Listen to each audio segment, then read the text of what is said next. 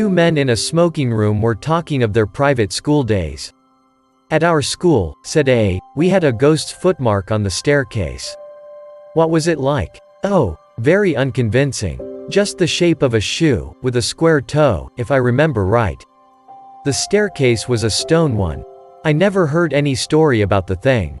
That seems odd, when you come to think of it. Why didn't somebody invent one, I wonder? You never can tell with little boys. They have a mythology of their own. There's a subject for you, by the way, the folklore of private schools." "Yes, the crop is rather scanty, though. I imagine, if you were to investigate the cycle of ghost stories, for instance, which the boys at private schools tell each other, they would all turn out to be highly compressed versions of stories out of books.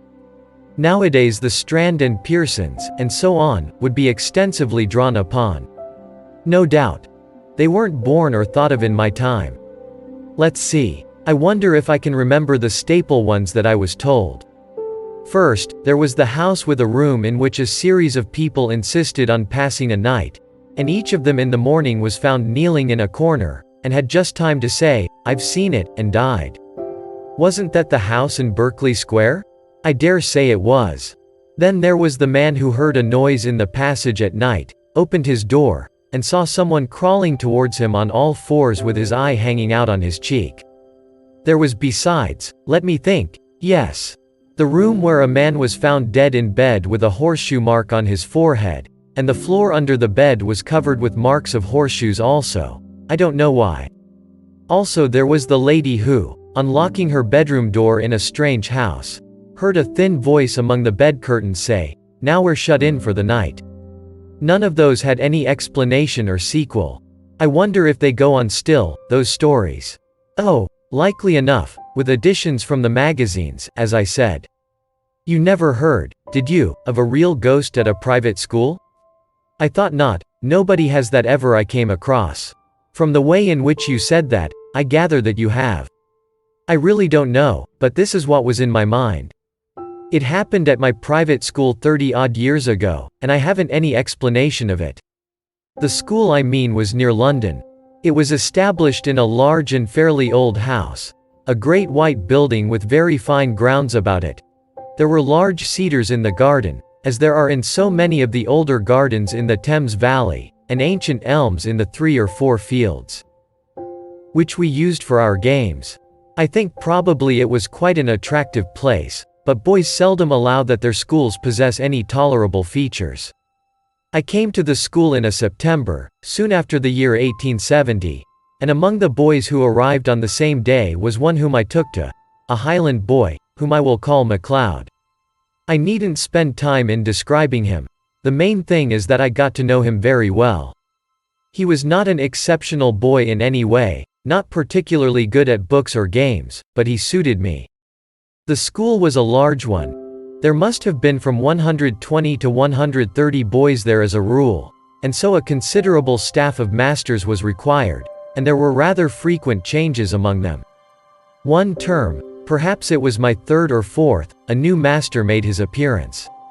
His name was Sampson. He was a tallish, stoutish, pale, black-bearded man. I think we liked him. He had traveled a good deal, and had stories which amused us on our school walks, so that there was some competition among us to get within earshot of him. I remember too, dear me, I have hardly thought of it since then, that he had a charm on his watch chain that attracted my attention one day, and he let me examine it. It was, I now suppose, a gold Byzantine coin. There was an effigy of some absurd emperor on one side. The other side had been worn practically smooth, and he had cut on it, rather barbarously, his own initials, GWS, and a date, the 24th of July 1865. Yes, I can see it now. He told me he had picked it up in Constantinople. It was about the size of a florin, perhaps rather smaller. Well, the first odd thing that happened was this. Sampson was doing Latin grammar with us. One of his favorite methods, perhaps it is rather a good one, was to make us construct sentences out of our own heads to illustrate the rules he was trying to make us learn. Of course that is a thing which gives a silly boy a chance of being impertinent. There are lots of school stories in which that happens, or anyhow there might be. But Samson was too good a disciplinarian for us to think of trying that on with him. Now, on this occasion he was telling us how to express remembering in Latin, and he ordered us each to make a sentence bringing in the verb memini, I remember. Well, most of us made up some ordinary sentence such as, I remember my father, or, he remembers his book, or something equally uninteresting. And I dare say a good many put down memino librum meum, and so forth. But the boy I mentioned, MacLeod, was evidently thinking of something more elaborate than that. The rest of us wanted to have our sentences passed, and get on to something else, so some kicked him under the desk, and I, who was next to him, poked him and whispered to him to look sharp. But he didn't seem to attend. I looked at his paper and saw he had put down nothing at all. So I jogged him again harder than before and upbraided him sharply for keeping us all waiting. That did have some effect. He started and seemed to wake up, and then very quickly he scribbled about a couple of lines on his paper, and showed it up with the rest. As it was the last, or nearly the last, to come in, and as Samson had a good deal to say to the boys who had written Memonissimus Patri Meo and the rest of it, it turned out that the clock struck 12 before he had got to MacLeod, and MacLeod had to wait afterwards to have his sentence corrected. There was nothing much going on outside when I got out, so I waited for him to come. He came very slowly when he did arrive, and I guessed there had been some sort of trouble. Well, I said, what did you get? Oh, I don't know, said MacLeod, nothing much, but I think Samson's rather sick with me. Why, did you show him up some rot? No fear, he said. It was all right as far as I could see. It was like this. Memento, that's right enough for remember, and it takes a genitive, memento pute inter quatuor taxos. What silly rot, I said. What made you shove that down? What does it mean? That's the funny part, said MacLeod. I'm not quite sure what it does mean. All I know is, it just came into my head and I corked it down. I know what I think it means, because just before I wrote it down I had a sort of picture of it in my head. I believe it means, remember the well among the four. What are those dark sort of trees that have red berries on them? Mountain ashes, I suppose you mean. I never heard of them, said MacLeod. No, I'll tell you, use. Well, and what did Samson say? Why, he was jolly odd about it. When he read it he got up and went to the mantelpiece and stopped quite a long time without saying anything, with his back to me. And then he said, without turning round, and rather quiet, what do you suppose that means? I told him what I thought. Only I couldn't remember the name of the silly tree. And then he wanted to know why I put it down, and I had to say something or other. And after that he left off talking about it, and asked me how long I'd been here, and where my people lived, and things like that. And then I came away. But he wasn't looking a bit well. I don't remember any more that was said by either of us about this. Next day MacLeod took to his bed with a chill or something of the kind, and it was a week or more before he was in school again.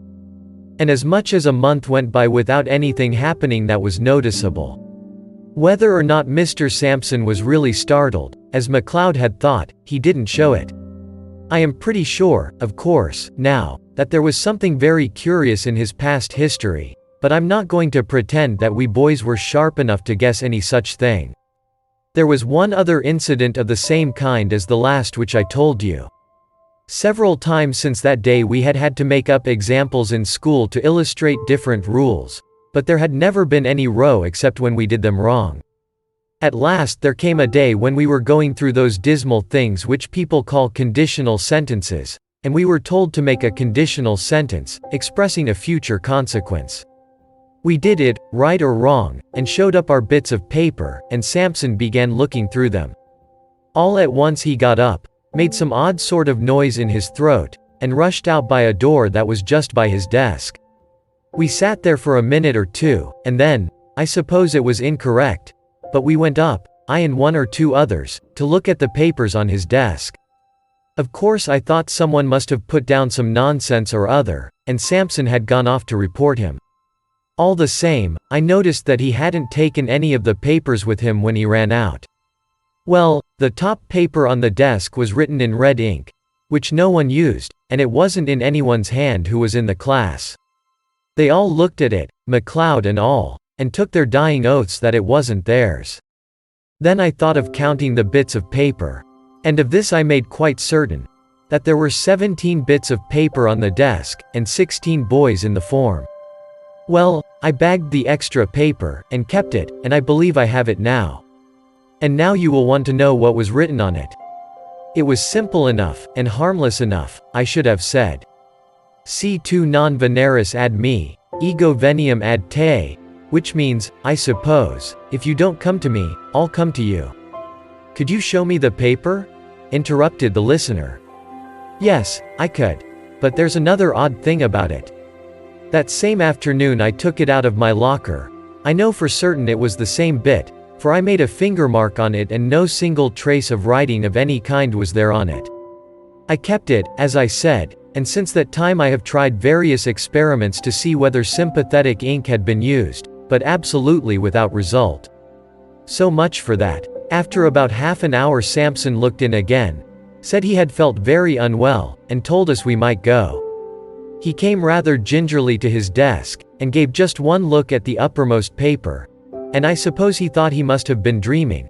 Anyhow, he asked no questions. That day was a half-holiday, and next day Sampson was in school again, much as usual. That night the third and last incident in my story happened. We, McLeod and I, slept in a dormitory at right angles to the main building. Sampson slept in the main building on the first floor. There was a very bright full moon. At an hour which I can't tell exactly, but sometime between 1 and 2, I was woken up by somebody shaking me. It was McLeod, and a nice state of mind he seemed to be in. "Come," he said, "come, there's a burglar getting in through Sampson's window." As soon as I could speak, I said, "Well, why not call out and wake everybody up?" "No, no," he said, "I'm not sure who it is. Don't make a row, come and look." Naturally I came and looked, and naturally there was no one there. I was cross enough, and should have called McLeod plenty of names. Only, I couldn't tell why. It seemed to me that there was something wrong. Something that made me very glad I wasn't alone to face it. We were still at the window looking out, and as soon as I could, I asked him what he had heard or seen. "I didn't hear anything at all," he said, "but about 5 minutes before I woke you, I found myself looking out of this window here, and there was a man sitting or kneeling on Sampson's windowsill, and looking in, and I thought he was beckoning." "What sort of man?" McLeod wriggled. "I don't know," he said, "but I can tell you one thing, he was beastly thin. And he looked as if he was wet all over. And," he said, looking round and whispering as if he hardly liked to hear himself, "I'm not at all sure that he was alive." We went on talking in whispers some time longer, and eventually crept back to bed. No one else in the room woke or stirred the whole time. I believe we did sleep a bit afterwards, but we were very cheap next day. And next day Mr. Sampson was gone. Not to be found, and I believe no trace of him has ever come to light since. In thinking it over, one of the oddest things about it all has seemed to me to be the fact that neither McLeod nor I ever mentioned what we had seen to any third person whatever. Of course no questions were asked on the subject, and if they had been, I am inclined to believe that we could not have made any answer. We seemed unable to speak about it. "That is my story," said the narrator. "The only approach to a ghost story connected with a school that I know, but still, I think, an approach to such a thing. ********** The sequel to this may perhaps be reckoned highly conventional, but a sequel there is, and so it must be produced. There had been more than one listener to the story, and, in the latter part of that same year, or of the next, one such listener was staying at a country house in Ireland.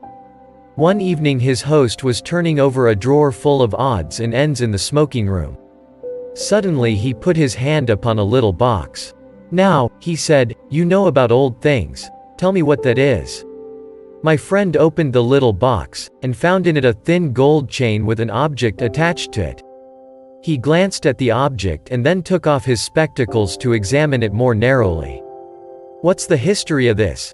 he asked. "Odd enough," was the answer. "You know the yew thicket in the shrubbery? Well, a year or two back we were cleaning out the old well that used to be in the clearing here, and what do you suppose we found?" Is it possible that you found a body? Said the visitor, with an odd feeling of nervousness. We did that. But what's more, in every sense of the word, we found two. Good heavens. Two? Was there anything to show how they got there? Was this thing found with them? It was. Amongst the rags of the clothes that were on one of the bodies. A bad business, whatever the story of it may have been. One body had the arms tight round the other. They must have been there 30 years or more, long enough before we came to this place. You may judge we filled the well up fast enough. Do you make anything of what's cut on that gold coin you have there? I think I can, said my friend, holding it to the light, but he read it without much difficulty. It seems to be GWS, the 24th of July 1865.